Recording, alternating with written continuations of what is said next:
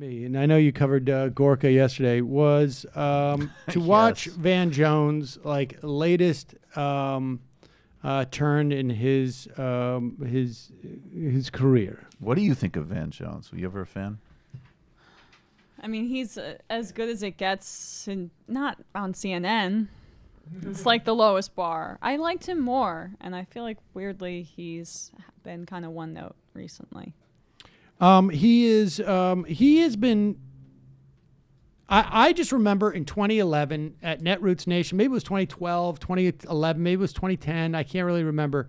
He felt that we needed to push back on the Tea Party, and he was talking about Glenn Beck as being highly problematic. And then he started an organization that sounded that was about income inequality. And that seemed to last for 6 months. I feel like he was he rose to prominence by being further left and has kind of just melded into the wallpaper of CNN. Yeah, I think that's true. I think that started before he got to CNN. I think that was part of his reformation. He was way out in front on environmental issues. I think he's a guy who's been searching around for a brand. And he's still, I think, in many respects, still searching. But here he is. For his core brand proposition. Now, is this where he talks about immigration? Okay. But he's there talking about criminal justice reform and that conservatives are leading on this. And I think maybe there is some, they're not holding it back, let's put it this way, in the way that they do on just every other because initiative. The Koch brothers have decided to say that this issue's okay. So. Right, exactly. They have permission now for this. So it's not benevolent, Van Jones. And let's first do this. Okay, let's play number 11, and then we'll play let's talk about the two wings, right? Or let's start actually with number 10, and then we'll do. Here's number 10. This is Van Jones sitting there with Matt Schlapp.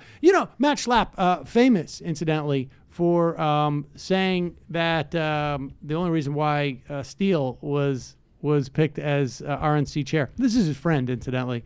Was because he was black. Mm. Well, Schlapp was defending the guy who said that. I was defending the guy, to be fair. Guys. And then basically said, I don't see what the problem was.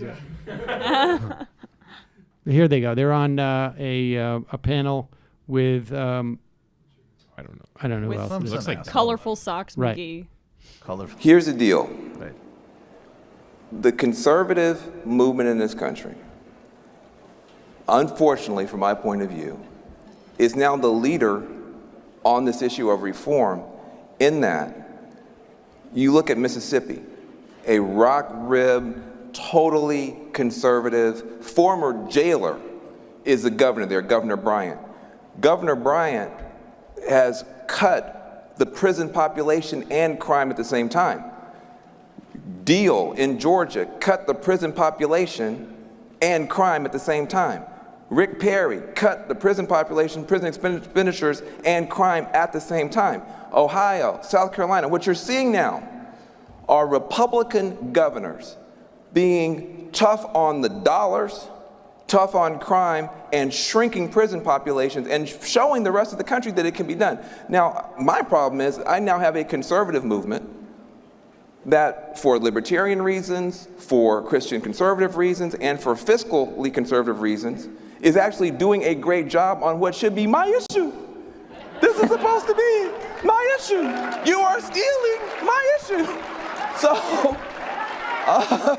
he's on some whack shit. So they're welcoming you with open arms. Keep going. Let me keep going. Look, I'm gonna stay in my party. But what I want to Open say, arms to the back entrance. but take some dadgum credit for being smart. Take some dadgum credit for getting it. Alabama they and don't Mississippi care. None still of them have the care highest about this. incarceration rates in the country. Why does he feel the need to do this? Why does he want to be in this room? Well, it's why? He's building a brand, and that's why you go to these things. Look, let's be honest. It's deeply disappointing. what's amazing too, he's talking about take some credit for criminal justice reform, and they only thing they care about is that we did it over your party. If you had said the substance of criminal justice reform, if you had laid out the issue and what it's meant to achieve, they would hate it on the substance of the issue. They just care that it's a political win and that it's a black guy telling them that they did something right. Exactly. And Trump says it all the time, incidentally. Trump said, I mean, it was one of the funny Trump clips of like a couple of months ago where he was talking about continuing to race bait the NFL players protesting, obviously. And in the context of one of his rambling answers when he's trying to appear, in a moment where he's trying to appear lucid and reasonable, he's like, I understand there's some legitimate issues, but I took care of it. He literally said he took care of this entire issue. So it is both profoundly inaccurate. Mississippi and Alabama have the highest incarceration rates in the country still, as an example. The bill they signed was fine, but really small. And Trump is not only taking care of it, he's saying he solved all of U.S. history. So I think we're good. Oh, that's good. That was pretty super easy. And here is Van explaining why he's there. Because, Emma, birds. That's why we tell our kids liberty and justice for all, okay? Because if you have justice without liberty, we want social justice. We want to make sure the little people aren't run over. But we don't care anything about individual rights. What we get is totalitarianism. Justice without liberty is totalitarianism. And liberty, let the market do whatever you want to and don't care about the poor, don't care about the planet, gives you too much too much corporate power in the system. What? So liberty without justice is also a nightmare. We tell our kids liberty and justice for all because I've never seen a bird that can fly with only a left wing. Not even in Berkeley. I've never seen a bird fly with only a left wing. I've never seen a bird fly with only a right wing, not even in Mississippi. We need each other. We need each other. That's a Dennis Miller level. I get too emotional about this stuff. That guy, what is he doing? He's explaining how birds fly. I mean, it's honestly, I really think it's the kind of thing where the mainstream media and being in it for too long stamps out any smart or progressive inclination that you have for a lot of people. It's just that he drank the Kool-Aid. Why does he want to feel accepted in that room? It's the equivalent of what Ben Carson did, not the equivalent, but like he would go around the country and take paid speeches to make conservatives feel good about themselves. No, but it was good because white people like when black people use animal analogies. It reminds them of Green Mile. He's going in the right direction. But you see, I don't think that it's being in the mainstream media makes you like this. I think that's how you get into the mainstream media. Like, it may reinforce this inclination, but I think, and it's not exclusively, I think you can get into, but to get into the mainstream media, to stay in the mainstream media and to thrive there, for the most part, there are exceptions, but for the most part, you have to have a certain mentality where you are, where your pursuit, the goal that you're pursuing is not necessarily is one that would require this type of talk. I mean, I just think like Cenk, my boss, is a great example of someone who didn't have those inclinations, went in, refused to play ball, and like that's why he's not there anymore. Can you do an impression of Cenk telling the bird analogy? This is the second time. Gotta have both wigs. Of course. Of course. This is the second time you guys have asked me to do impressions, and I've told you that I don't want to. All right, here is. It's gonna happen again, though. Now, fair warning. There's nothing like having that bird with both a left and a right wing. As then the audience then decides also they want to shoot the bird. Undocumented immigrants right now have a lower crime rate than the rest of us, and yet we don't talk about that. No, hold on. What I'm saying is, I told you I control the time. Okay, good. What I'm saying is there are stereotypes about Trump supporters. There are stereotypes, exactly. There are stereotypes about Trump supporters. There are stereotypes about straight white men. And I'm going to tell you right now, I'm sitting next to one of the best people in this country who's a straight white man and a Trump supporter. And we've just got to stop talking about each other and talk more to each other. We will find other areas, whether it's family leave, whether it's I mean, that's where you messed up. As soon as you mentioned How- the I just illegals, it was pretty strong before. I mean, just imagine someone on a panel at the, left con, okay, if there was such a thing. And that person said, there's a lot of misperceptions about, white men. Like the idea of like everybody's going to boo. Right, like the way that they're like the hostility towards the immigrants, like he's I have going to to say, just blow right through This that. is not a direct analogy, obviously, but I would say it's an adjacent space to what you're talking about.